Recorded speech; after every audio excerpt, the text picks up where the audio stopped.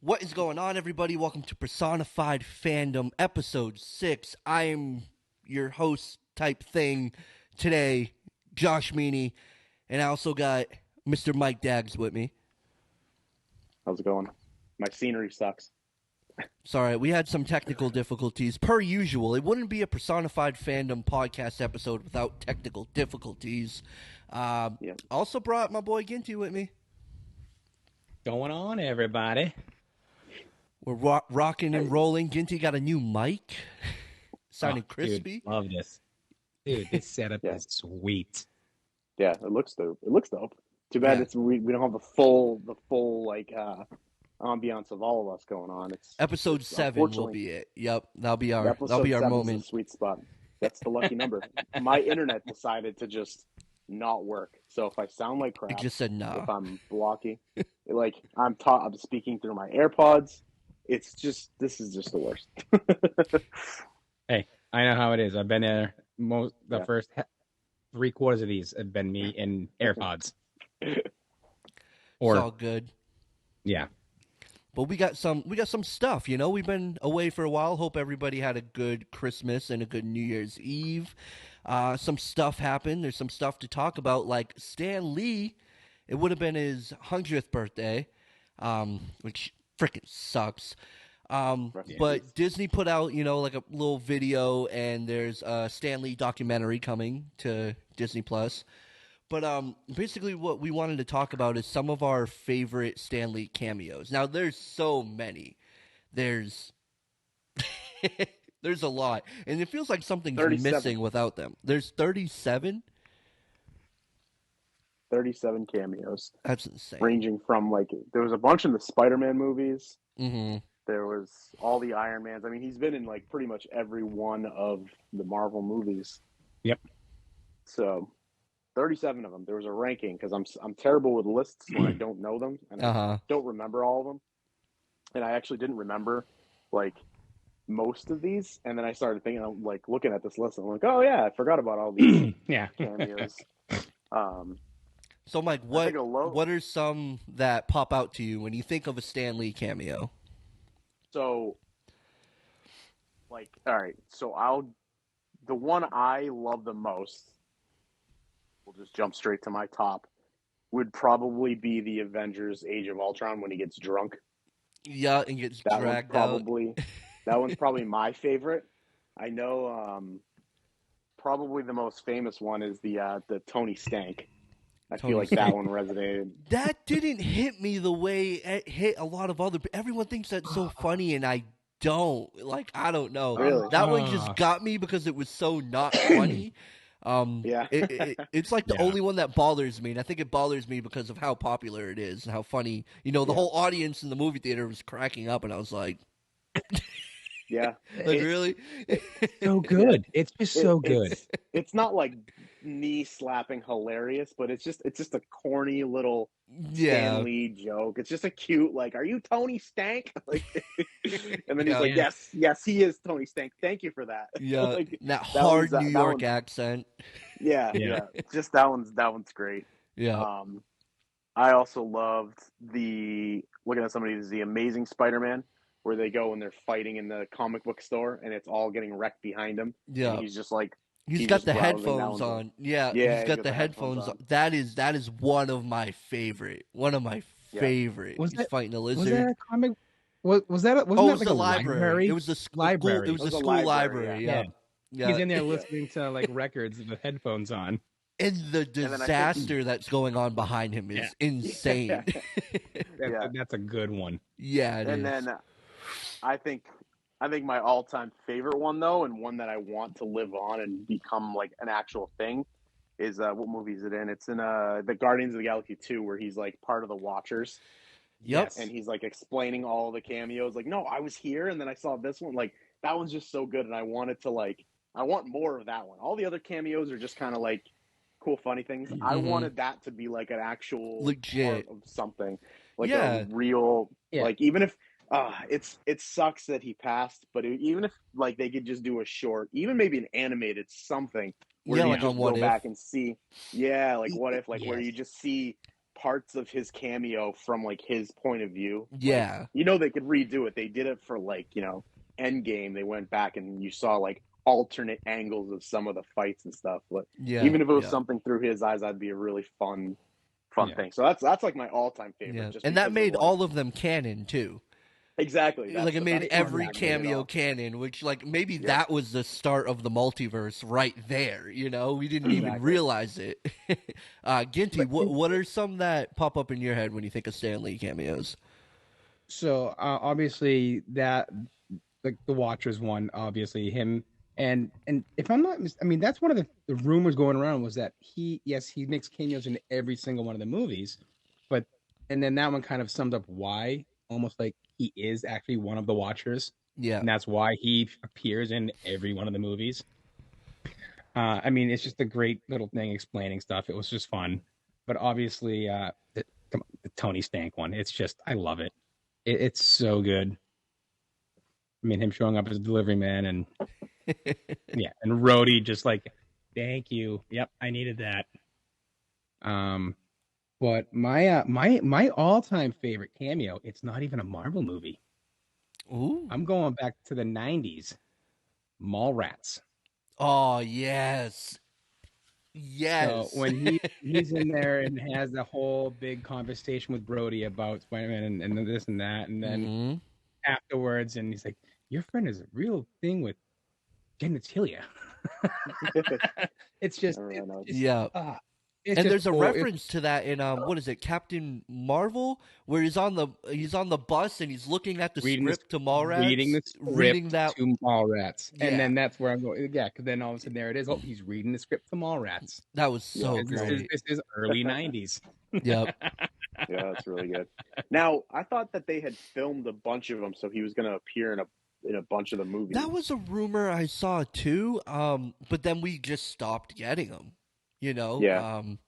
The last one we got was Endgame, right? And that was CGI. I don't even think that was all him, or maybe it was. But he was CGI de-aged in in his cameo in Endgame. But now, which one was Endgame? Because I know the Infinity War is when he's driving the bus. Endgame, it's like the 70s when maybe the 70s when they go back and they need more Pym particles, and he's in the car, and and he's a little de-aged in it. But goes, I feel like you guys named most of the ones I had written down. Like I had the Amazing Spider-Man one in the library, Age of Ultron when he gets drunk and carried out, Guardians of the Galaxy Volume 2 when he's talking to the Watchers. The only two no one mentioned was he was Hugh Hefner in Iron Man. That's right. The first one and the second one, I think he was Hugh Hefner again. And then my favorite one, I crack up every time, is in The Incredible Hulk. Remember when the one with Edward Norton, when his blood gets on one of the bottles and Stanley drinks it and he just dies. Yeah. That's right. He dies on the spot, and it gets me every time. It's so funny. It's one of my favorite ones. Yeah, that one's really good. I love that one. They're all so good. They're like, I didn't even realize in Deadpool when he's in the strip club. Deadpool 2, sorry. Deadpool 2. Yeah. He's just there's just a mural of him. So he's not actually in that one, but it's just like a painting on the wall. I didn't even know that was the thing. I'm just looking at the screenshot of it. But yeah, no, that's will be severely missed for all the amazing characters that he brought to the world. But those are all great cameos. Now I wonder if like the family would sign off for like his digital rights. They should. I would assume they would. I mean, it's almost like he's like a pivotal character and almost expected to be seen in every one of these movies. Yeah. It was like the certification stamp. Like, this is a Marvel film, Yeah. Yeah, you got something else that you couldn't get in any of the other comic book movies. Right. Something that you would get from all the all the Marvel movies that you won't get from any of the other comic book movies. Like you won't get any other James Bond 007's James Bond, whatever. From I don't know if that was a bad segue. It's been a while. It's been like 3 months. It's been 3 months. It's been a little bit, yeah. I don't have internet in my house. I can't even look things up. It's your notes are on a piece of paper. My notes are on paper. You kind of stirred that one when you should have shook it. Yeah. Hey. So she said. Either way, so there was rumors of Aaron Taylor Johnson meeting with executives to possibly be the next 007. Mm-hmm. And apparently rumors are saying it went pretty well. Which is good because I like him a lot. Me too. Yes. Me too. We just talked about Bullet Train. He was on that and incredible in that movie. He's one of those. He's got like just a great range of characters, like from Kick-Ass to Quicksilver to his character in Bullet Train. Like he's got some good range. So it doesn't. He's you think very well versed. Yeah, like you think of the last couple 007s, and it's like Pierce Brosnan, Daniel Craig, and it's like there's that suave to them. So when I first saw it, I was like, I don't know if he strikes me as a James Bond type. And then you start thinking about his body of work, and you're like, well, he's like a chameleon almost. He could definitely do it. I mean, he's a honk. He's one of those guys that can do anything. I mean, he's proven it with the different characters he's done in the different types of movies. Yeah. Right. He's a phenomenal actor, and we know he's capable of doing this. I'd love to see him as Bond. Yeah, I would too. I think that'd be really interesting. My only thing is I just feel like, I don't know, we should give it a while. I don't want them to cast him now and then have a 007 movie in 2 years. Like, I don't know. Why just not? Let the other one breathe maybe a little bit. So unpopular opinion, but I kind of don't care for James Bond movies. Really? Like, not everybody does. I only liked. I feel like I only liked. Is it Die Another Day or something? The ones with Pierce Brosnan. I feel like I only liked because they came out when I was younger, and that spy action just kind of looked cool. I tried to. It was on TV I want to say like 2 years ago, and I tried to watch it because I was like, oh yeah, I haven't seen one of the older ones. I haven't rewatched this in a long time, and I just got bored. Like I didn't really care. And then I mean, I loved Casino Royale a lot. But even then, after that, like Skyfall and all the subsequent Bond movies, I just kind of don't have any interest for them anymore. So I don't really care. Like when there was that whole thing going around with like Idris Elba, and there was like racist people like, oh, I don't want to block James Bond. What the hell? And it was like, why do you care that much about 007? Like, why is there so much hate for or like, why does everyone care so much? I get that it's a beloved character with some people. That's the thing, though. It's one of those. It's like, who's going to play James Bond? Who's going to play Batman? Who's going to play Superman? It's like, it's going to be this, like, you have this image in your head of what, basically they should look like. Which is, it's stupid. Like, I just, there's always this hate for it, and it's like, why? Who cares, man? Like, I feel like all the older people that, like, actually kind of care about that stuff, does a younger generation actually care about who gets casted, or is it like internet? I don't know. I don't want to get on a high horse on a pedestal and talk about this crap because it upsets me because people get so upset about it. What about is it Idris Elba, whatever. He was speculated to be Bond for a long time, like years and years and years, and everybody wanted him. I would love to see him as Bond. Like, sure, like I would see. It's just he doesn't look like it's gonna be hard for me to look at him and be like, you're James Bond, because my entire life, all these actors, they've all been this British white guy. You know what I mean? So it's like, am I completely against it? No, because he's a great actor, and I'm sure the movie would be great. He would pull off the role, but he doesn't visually. I don't think I'd be able to look at him and think he's James Bond. You know. And I only feel like that about a handful of characters. Some characters, like Ginty and I were talking about earlier, about they have a black actress playing the Little Mermaid, and me personally, that just doesn't. I don't know. It just doesn't bother me. I don't, and it's weird, you know. I pick and choose like that, but for some reason that doesn't bother me. But when it comes to James Bond, I'm like, no, I just feel like you got to be a white British guy. You know what I mean? He's got to be a sexist. He's got to be a sexist white British guy, man. Otherwise, I don't want it. Yeah, womanizing.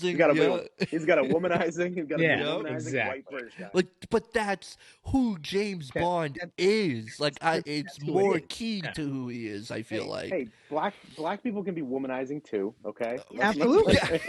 Not saying they're not. Imagine that was my stance. Black people can't be womanizing. It doesn't make sense.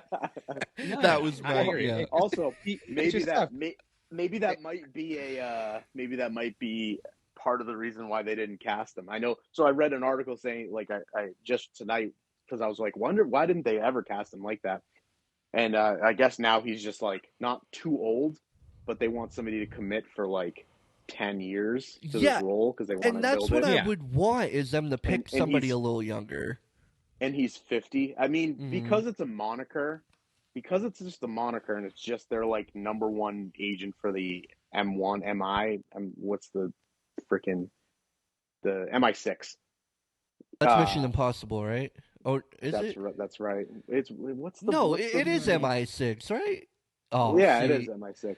That's what happens when Mission Impossible is basically James Bond. Is MI6. Yeah, it's basically James. It's just rogue James Bond. Yeah, because the 007 is just like a tag that you get. It could be anybody. So you could literally boot the franchise with Idris Elba, get a whole shit ton of people to watch it, and then kill him off or something, and have somebody else or his understudy pick up for him. You know, like it's just this stuffy way of being like, well, it has to be this guy, and we have to get a backstory for this guy. It's just like, okay. I mean, but I think a lot of people want James Bond. Like, yes, you can. It's kind of like Spider-Man. You know, you have Miles Morales pick it up, and it's like, yeah, that's nice to see Miles Morales if they want to do like a live action. Yeah. But deep down, I want to see Peter Parker more.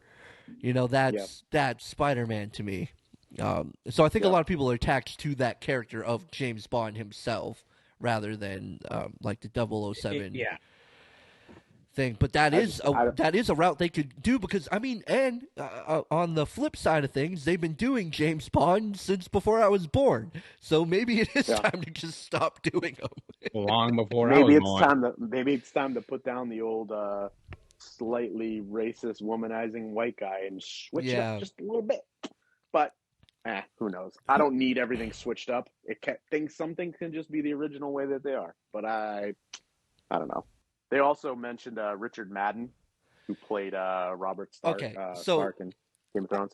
Okay. I did want to talk about other actors that we think would be good for playing the role of James Bond, like who we'd have in mind. And I had Richard Madden on my list. So I actually just watched, oh God, I can't think of the name of it, but my girlfriend was watching it, where he is like a Secret Service. And Idris Elba is in that movie, right? That you're talking about? It's a show. Oh, okay. Because he plays like a James Bond character in a Netflix movie, I believe, that has Idris Elba. Yeah. So he could be good. I mean, he fits that description very well, and Absolutely. I like him as an actor. So I think that I like Aaron Taylor a little bit better. I think he could play like a younger, more like less sophisticated, because he kind of commands, Richard Madden kind of commands more of like a knows what he's doing type, more than like a oops I'm fucking up type, which is where I think they kind of want to go with the James Bond.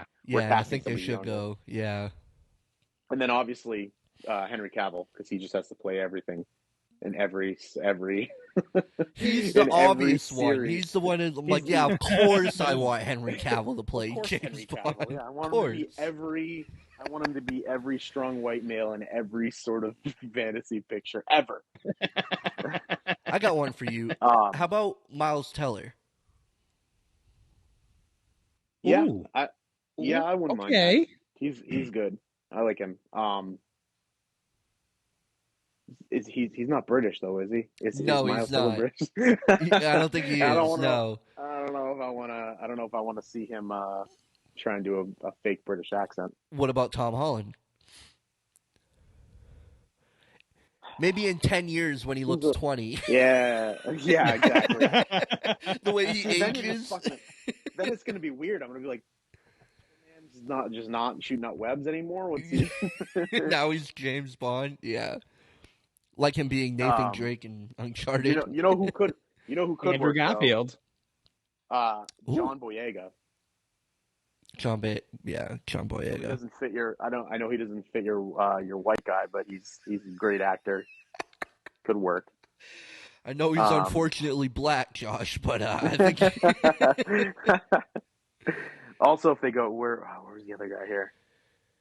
Damn, I can't. Oh yeah, Riz Ahmad. Riz Ahmad's pretty good too. He was in he played what's his name in Rogue One. Oh, and he's in Venom. Yeah. Yeah, I know who you're talking about. But I think I don't know.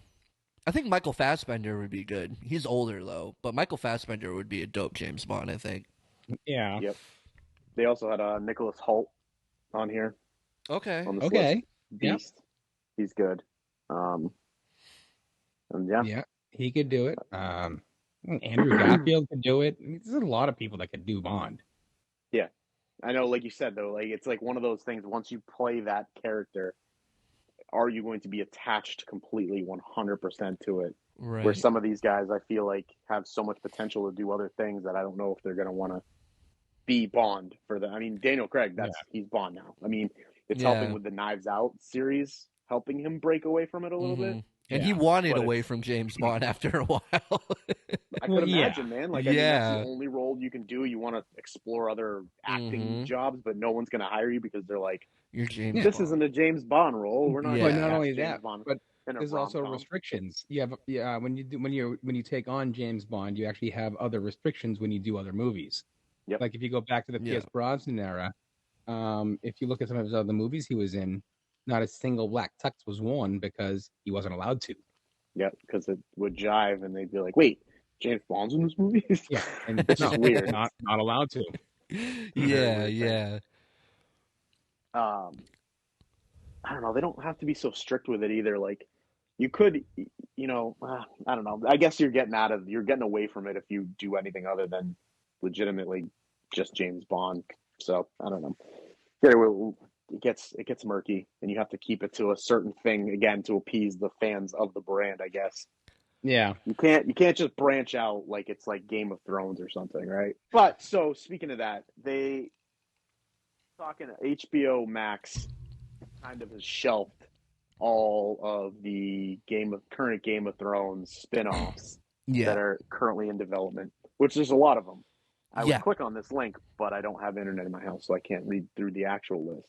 But there's a lot. There's an animated one. There's one about the sea snake. There's I don't see. This is where things start to kind of make me upset. Is where they make too many of these. What are your thoughts on this? Yeah. Well, yeah, exactly that. Like, I found out they shelved all the spin-offs that they were going to do, and I was like, good. You're lucky House of the Dragon was fire, no pun intended.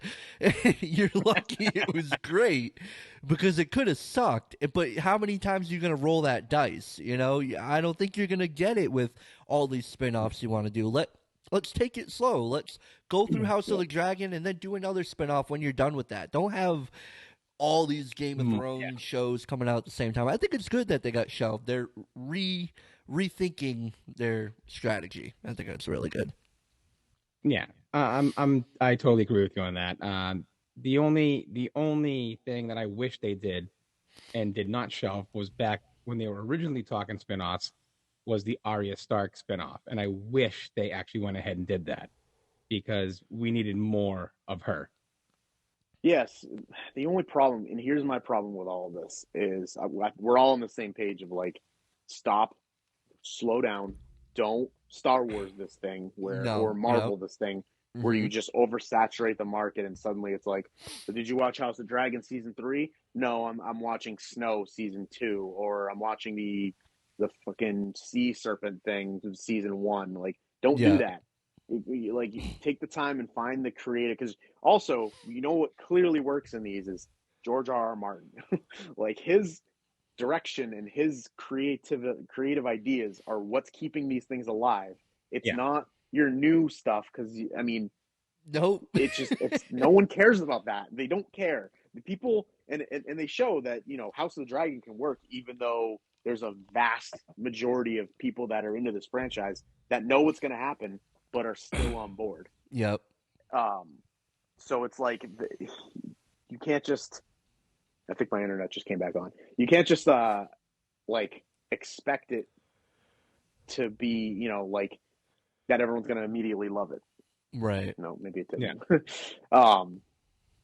Sorry, my brain just went out the window because my internet's acting up. But no, so like, or two of these, don't push them too much. And to your point about the Arya thing, I think what stopped them from putting it out is the response to season 8, and what I think is going to ultimately put a halt on the Snow show, whatever. Yeah. People weren't happy with how that show ended. So how are you going to pick up where it ended and continue when people didn't like that? You know what I mean? Yeah. No, I understand that. Like, you can't, like, even the Arya thing, I would like to see that. I would like to see an Arya and Jon absolutely, going off partying it up, but that paints you into a definite corner where I don't know if they're like 100% certain on the way, like, it going in the direction that the show ultimately went in, because it was so negatively received. It's weird that we have these gigantic IPs like Game of Thrones now, and even Star Wars, where the conversation of where the future lies is so dictated by how poorly it was received where it went. Like, you know, they're not rushing out to continue the line of the, you know, Star Wars, because they're like, we want to, you know, if you try and put something out that happens in the same time frame as the sequel movies, people are not going to want to see that. No one wants to. Not going to respond to it well. If you go and do something that has to do anything with Game of Thrones season 8, people are going to be like, no, I didn't like that. No one liked that. So don't. Nobody liked that. No, I mean, I didn't think it was as bad as everyone else thought it was, but it definitely needed to be a lot longer than what it was. Major. I not to be long-winded about my thoughts on season 8, but it just, it felt way too rushed. Everything that happened needed to be stretched out. Yeah, it felt wrong. It just it didn't feel good. Like, I loved every season leading up to it. Like, I absolutely adored every episode. And then all of a sudden we got to the last season and I'm like, this doesn't feel right. Like, it feels like you have completely different people doing it. You guys don't know what you're doing. Like, it just... Yeah. Well, I mean, obviously they did rush it because they were supposed to be doing... They were originally signed on to do, was it Star Wars? Yeah. Yeah. And then and that's why they rushed it. And and then all of a sudden, okay, no, you're not doing it anymore. Like, the way that it went was in season 6, during the filming of, like, at the end of season 6, was so highly regarded that they were like, hey, you guys want your own Star Wars trilogy? And they, like, looked at each other and were like, yeah, of course we do. And so they were like, all right, let's wrap up this Game of Thrones thing. And HBO went to them and said, hey, you can do 10 seasons. And they're like, we're going to wrap it up in 8. And they're like, no, take your time. Even if you want to, like, put a pause on it and start your Star Wars thing, like, as long as you are, like, in production of the 9th and 10th season, we'll allow it, because we're just printing millions and millions of dollars with this show. Yeah. And they were like, no, we're going to wrap it up. Our story is told and we're going to get to work on this. And then because they did that, they screwed up. Like midway through season 7, you could start seeing it like, wait, why are they jumping around so quickly? And then they screwed it up, and then everybody hated it. So they went, you know what? Let's put a pause on this whole Star Wars thing you got going on. So they screwed up 2 things for themselves. Right, and so, that was around the time they had no more book to go off of, right? No, so the book runs out. I'm reading through the books right now, but I've kind of like looked into it, and where the book starts to run out is season 4. So season basically 4, really? Okay. Season 4 and 5, because they start jumping around. Like I'm currently right now, I'm on book 1, and book 1 and season 1 are like, it's astounding how close it is. It's so it's wild, because in the book it jumps around. It forwards the story through everybody else's eyes, much like the show does, where it jumps from like, you know, it jumps from character to character telling their part of the story. And but yeah, it's about season 4, 4.5, where they completely run out of material and they make up their own thing.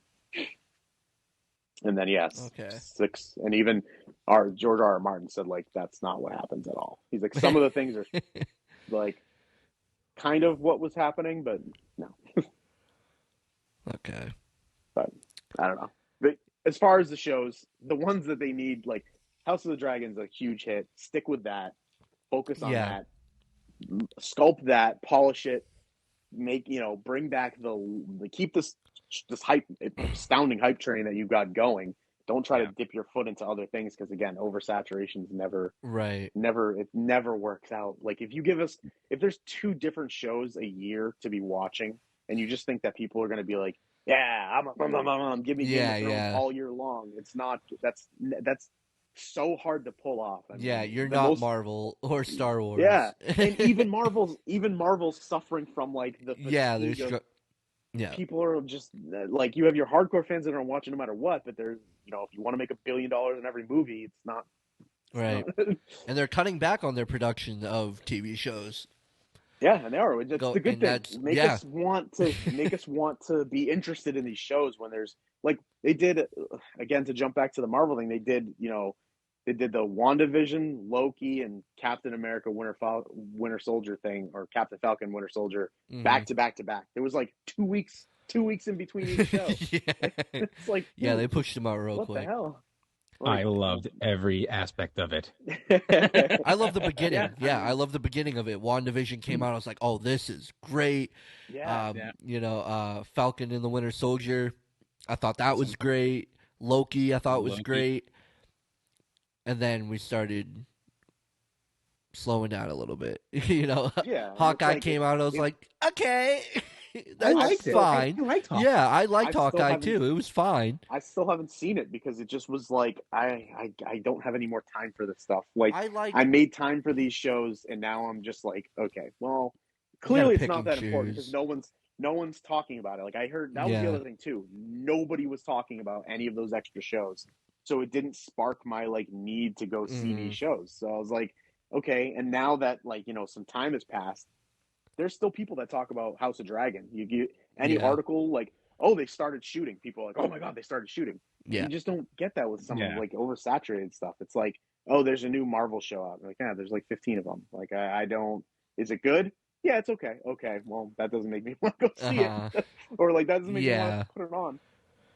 Yeah, I want something that's like, oh, you have to watch this. So, but I don't know. That's my cynical approach to it. I don't want them to. I want to see this, and then I'd love to see a Aegon the Conqueror show, because I'd love to see that. That stuff come to life. Yes, awesome. And then, past that, I don't know. Let's see where House of the Dragons goes, because after after the Dance of Dragons, which is what this show is primarily based on, you still have another 100 years of Targaryen rule that you can jump to, and there's so many stories you can tell in Westeros. It's cool. But I just want to keep going until Daemon dies. He's every reason why I love that show. I mean, not every reason, but he's a lot of the reason I love that show. He's one of my favorite Game of Thrones characters, like top 3. Well, inevitably in that world, everybody dies because we already saw the 150 years in the future. Clearly, no one's immortal. But let's just say that you will be you. I've said it before and I'll say it again. We're in for some fun seasons to come of that show, and that's what makes me excited for it. It's cool shit. Great, he's gonna die next season, isn't he? I don't know. I'm not telling you anything. No. There's a lot of the rehashing and the reprinting, rebooting and sequels and all that stuff can be done pretty well. It can be done poorly. It can be done mediocre, or it can be done, I don't know, in a fun, lighthearted, Christmassy, feel-good way, much like our movie of the week.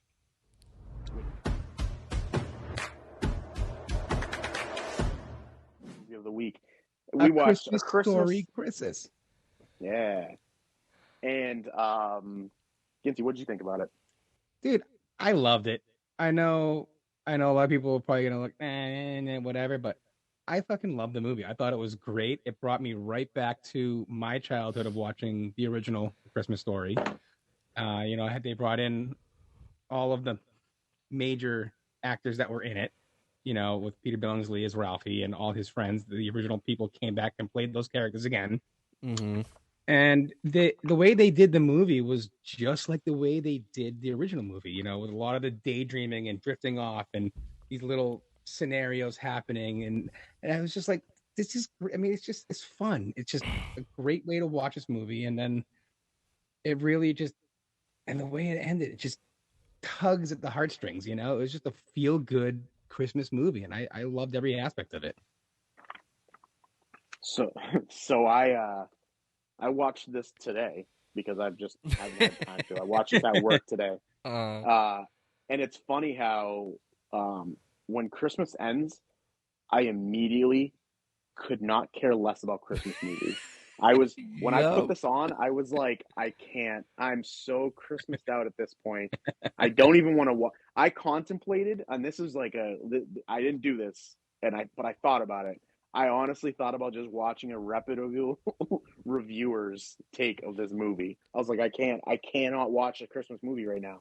But I was like, you know what? I have to be true to this and give my honest opinion. I can't give that if I don't watch it. And I got to say, I loved it. I absolutely loved this movie. It just got better and better and better. It was fucking funny. Like, yes, there's some genuinely funny ass moments in this movie. Like, when he drills his daughter in the face with a snowball, I fucking died. Like, there's a lot of kid violence in this movie. There's so much. There's a lot of people getting drunk, and a lot of kid violence, which is like, they hit the spirit of the first one brilliantly. Yes. And it wasn't a lot of times when you see a movie rebooted, like a sequel, callback movie rebooted or something, it feels cheesy. Like they're trying too hard to be like, you remember this? Mm-hmm. You remember when we had the leg lamp? Do you remember that? And it's like the audience of people that truly love that movie, like they get all, like, so when he's in the attic and he just sees the lampshade and kind of tosses it to the side and it plays the quick music from it, and you're like, oh, that's like everything was just done so well. Yeah, like everything was just done so well. It was, you could tell that the people that made this truly like cared about the spirit of the original. Yes. It wasn't this like corny callback, like, oh, let's just do a bunch of stuff to make people feel like there was actually a good story to be told when there's actually like an idea of a movie. It was great. I loved it. I think it might go into the rotation and put it in and watch it alongside of the first one. And it wraps, the ending of this one wraps right into the beginning of the first one. Yeah, like beautifully. Mm-hmm. It does. So good. Josh, you're making it 3 for 3. What did you think? Look, so the first thing I wanted to do was watch the first one again.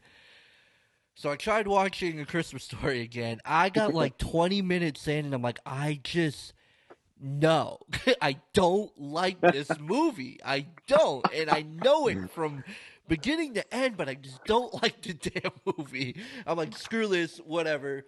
I'm like, I gotta watch the second one because I gotta do this movie of the week. So I start watching it, and I definitely went in with my arms crossed a little bit. I'm not gonna lie, I was kind of just like. And you know, you got Ralphie, like you said, Ralphie's still daydreaming, and I was like, fucker's still doing the same thing. And then he gets a call from his mother, and she tells him that his father died. And the way the scene is shot, it just it had no right. As I famously say, it had no right to do that to me. I was like, is it because I don't like the first one? Is that why you're doing this to me? And I was getting choked up. I was like, you gotta be kidding me. I knew they had to do that at some point because the actor who played the dad that passed away in 2006, and the mom, the actress that played the mom, actually retired from acting like 4 years ago. So she was changed. She was different too. That's sorry to, I don't want me to cut you off. Oh yeah. But that was just the finishing thing for me is that like, I didn't care for her as much, the mom as much, but I mean, that's understandable, the original actress. So, okay. So the father dies. The father died. And I just feel like from there on, the movie was so good. And I hated how good it was because I'm never gonna watch A Christmas Story. I'm not. Yeah. No, like I tried to just for this, but I'm not gonna watch that movie. But this, like you said, Mike, I gotta throw it in the rotation. It was so good. It's funny. It's hilarious. Yeah, a lot of kid violence where they build the snowman over and they hit it with the goddamn snowmobile. Yeah. And it turns out the kids are Scott Farkus's kids. Yup. Yeah. And then when he needs the what is it? The star. So he breaks into the bar and then he comes out and it's, you know, Scott Farkus. Yeah, and I was like, oh, and the way they even play that scene, you're like, he's fucked. He's screwed. Like, what are you gonna do now? And it was so heartwarming the way that scenario ended up. Oh my god, playing out. It's just it's so well done. Everything's so equally balanced. There's a perfect amount of nostalgia. There's a perfect amount of new story and new flavor, but a perfect amount of the old flavor. It just had everything. I think it's damn near perfect. And I'm surprised more people don't talk about this because no one told me this movie was dope. No one. I didn't see it. I tried to look up reviews from like the people I watch. Not a single person that I watch or page that I watch did a review on it. So I think what doesn't lend to it is I think that the advertising, the trailer for it, makes it look too goofy and like the trailer's terrible. And like it just doesn't play well, and that's why I wasn't even like I love A Christmas Story, and I'm one of those people that love that movie. I love it. Mm-hmm. It just like some people hate it because it's so overplayed and it's so hyped up to be this great Christmas movie, but it's just a classic. It's not like we were talking about it. Is it a better movie start to finish than like Elf or like like the top tier Christmas movies? No, but it's a classic, just feel good, heartwarming movie about a family. And this one, the way it was played off, it was in the trailers, you made it look and seem like it was just going to be this cash grab, quick throw in nostalgia at them and get them to watch it and just shut up and move along. And that's not what it was at all. It was such such a well continuation of the story. It was so done well. It makes you, it's one of those where I'm glad you can appreciate it, Josh, not liking the first one, because I truly think if you like the first one, I don't see how you could not like this one. I don't, it's not possible. I wish I could see I liked the first one more. Maybe I'd love this movie even more, but it's not like I didn't get reference. Like, it's a classic. A Christmas Story is a classic. Yeah, I know the references. Like, it just everything just works. So how subtle it is when he's in. I think he's in the attic or the basement. He's going anything. He pulls out the lamp. You see the bunny suit, and like it's just And he goes, I love everything that. works He looks so at it. He well. goes, still hate that. Yeah, Yeah. and It's that not like actor, he has didn't. he done much else? Because he's No, not really much. good. He is really good. Peter Billingsley. Peter Well, Billingsley. he was in Elf too. Yeah, he was in Elf. He was one of the elves in Elf. Yeah. Yep. Yeah. Go back and rewatch it. That's like the funny thing when you see him, you're like, oh, hey, it's Ralphie. Yeah. Okay. He was in a bunch of movies in the 80s. Like, I mean, obviously with Christmas Story, but he did stuff a lot in like the early and the mid 80s. He did a lot of mid 80s movies. All right. Yeah, like I do like that they went into like the side characters a little bit more. They didn't do too much with the brother, so it didn't feel like it was like this like they did enough with him to make him seem like it was. It's weird. They did enough to make it feel like he really did grow up a little bit. Like it wasn't overly done. I don't know. I love it. I love the way that the movie came out. Everything was done perfect in it. It's not a perfect movie, but it's done perfect to keep the spirit going. Perfect Christmas movie. It's a really good Christmas movie. It's good. And checks all the boxes. And it's funny because obviously the way you were talking about the trailer and this and that, but the trailer, the cheesiness and the nostalgia fact is what drew me into the movie.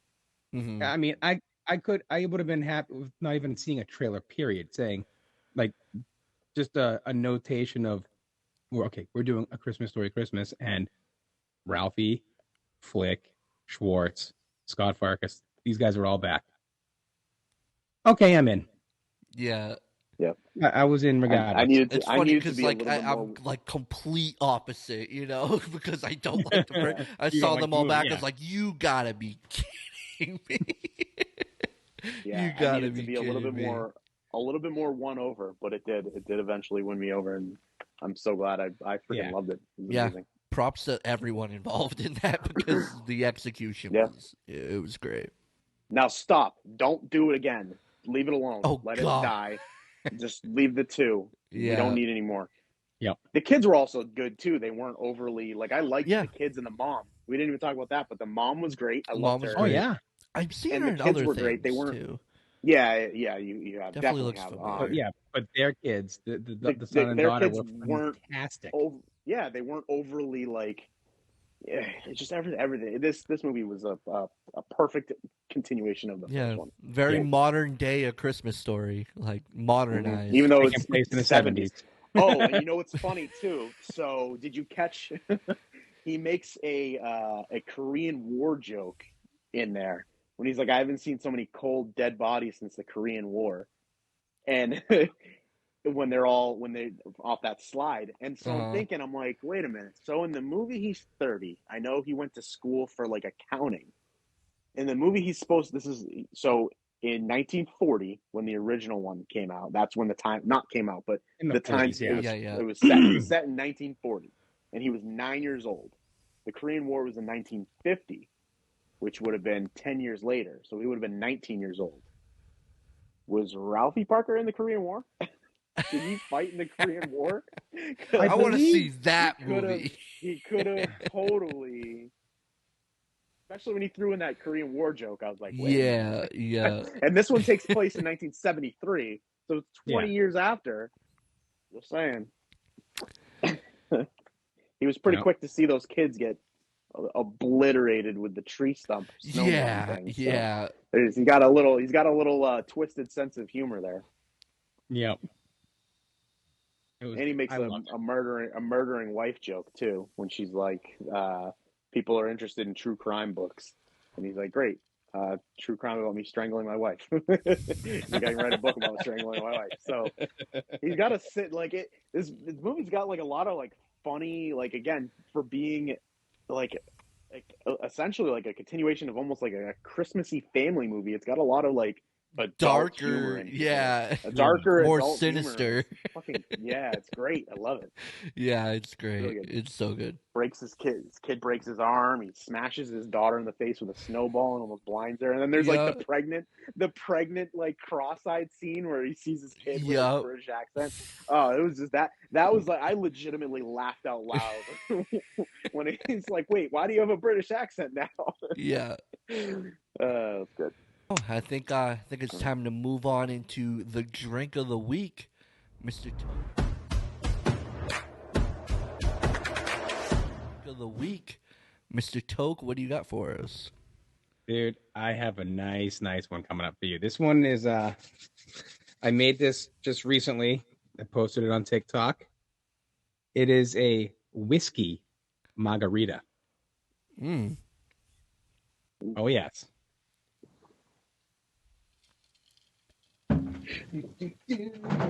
Do that. One second.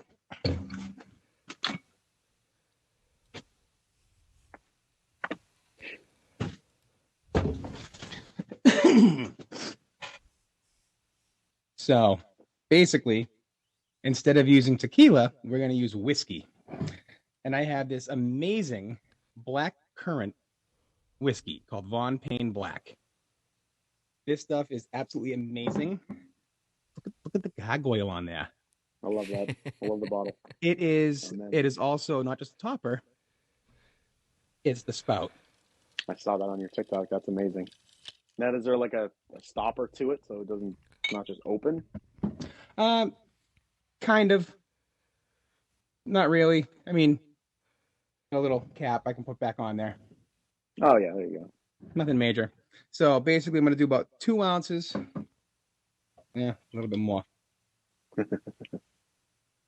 2 ounces of whiskey. We're going to use triple sec, orange liqueur. Same thing as Cointreau. Do a little bit of that. And sour mix.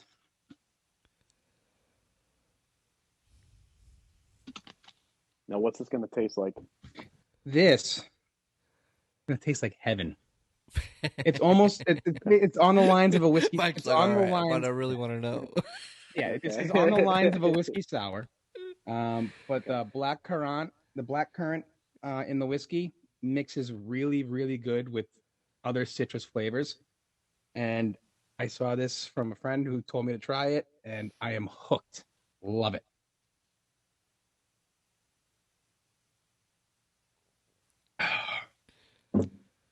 You got the sour. You have a little bite of whiskey. The whiskey's actually I always respect that you just slammed the drink back. like you just came back and tried to be normal. Like sip the wine. You're like, yeah, good body. Yeah, I wouldn't recover from that immediately. Yeah, no, it's totally fine. It's actually it's surprisingly not as strong as you think it would be, even though it's a 90 proof whiskey. But it has a very sweetness to it. It's delicious. Like I was actually scared to mix this with anything because when I first got it, I mean, it's like a $60-$70 bottle of whiskey. Mm-hmm. Yeah. And I made it, and sure as shit, I was like, yeah, it works. And the owner of the company even reached out to me on TikTok and says, I'm so glad you like that. It does match well with citrus. Any other mixes you come up with, please let us know. So hey, that's awesome. This thing was fantastic, and I love it. Hell yeah. That's dope. Von Payne Black. Go get it. Absolutely. Looks good. I'm going to have to try it. I'll have to see if there's a bar that has it so I can try a shot to get a nice little 2 or 3 finger of it. It might be tough to find. I know it's I haven't seen it at any liquor store around here. I had to order it off of a website. Or you can get it on their website too, Von Payne Whiskey or something like that. Or CW Spirits is also a good website to find liquors that you can't find around here. Cool. All right, gents. I think that's our time for the week. We'll be coming out soon with a movie of the week for next week. Be interesting. Our first movie of the week in 2023. Well, second technically, but yeah, that one second. was kind of a throwback almost, kind of. I don't know. Yeah. But it'll be fun to be getting back to continue my top 100 list. Haven't posted a video from there either for a while because I also took a little holiday reprieval, which is weird because it feels like I haven't recorded anything or done anything in like 3 weeks, but it's only been a week. Holidays are a long time, man. Yeah. But you can catch me on my pages, Dags Reviews, YouTube, TikTok, and Facebook. I'll be posting that stuff coming in the coming days. Josh, what you got? Yep. I think I'm gonna drop my top 5 movies of 2022. I know I'm late to the party, but you know, holidays and everything going on, so stay tuned for that. And yeah, other than that, find me on here. Absolutely. You'll find me on most Friday, Saturday nights on TikTok live, usually at toke.24_NR. You can find videos of mine there, on Instagram at Toke Official, and on Facebook, Eric Tokenel. Also, check out my YouTube, Drinking with Toke. Hell yeah. Awesome shit. We will see you guys next week. Maybe in different. Maybe I'll be sitting here. Maybe this is my new setup now. Just sitting on the couch. Jesus. I still don't think I don't think I have internet still. So I don't know. I don't even know what I'm gonna do. I'm just gonna go sit in my quiet house. It happens. Yep. No, it's awful. Prehistoric Stone Age over here. Yep. Jesus. It's like I'm in a different country. Third world country. Yeah. All right, ladies and gents. Much love, everybody. And we're